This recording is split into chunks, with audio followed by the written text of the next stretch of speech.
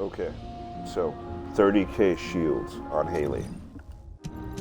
Show you guys how it's done. First off, the components, I just have a 2-piece invader set. Obviously you want max HP, the more HP the better, because it all gets converted into shields. Then you want the processor to have HP and shields. Personally, I think the best is to have the max shields and the toxin resistance. I would put the toxin resistance over the max shield actually, but for this video, in order to get to the 30k, you have to have shields, and I could not get one to drop with both. For the build itself, pretty standard stuff.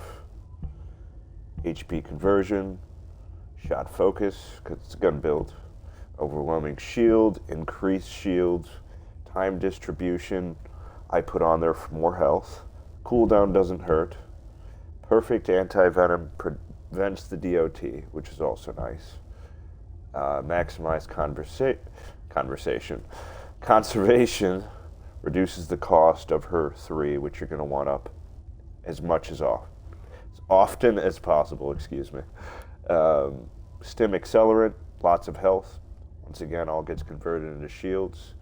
Increased health. And then this slot is you could kind of do what you want. I'm using sensory deprivation. I tested it.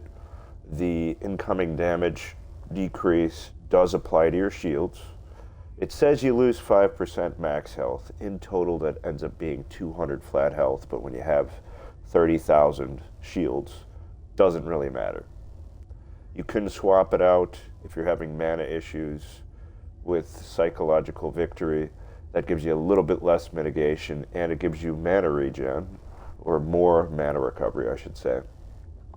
Also, I like this build for if I have a Eugen. I've also fought the boss and won 30 times. So, I'm pretty comfortable fighting it.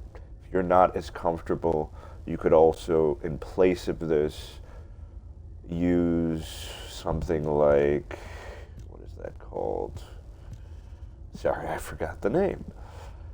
There's a mod that makes it so whenever you pick up health orbs, you get shields instead. It recovers some shield. It's kind of negligible, but if you don't have a Eugen, it is helpful. If you have a Eugen, you don't need it. I think it's called Bio Shield. Let me see. I have my keyboard covered up right now. Yeah, Bio Sync Shield. So it converts 70% of HP recovered from an orb into shield recovery.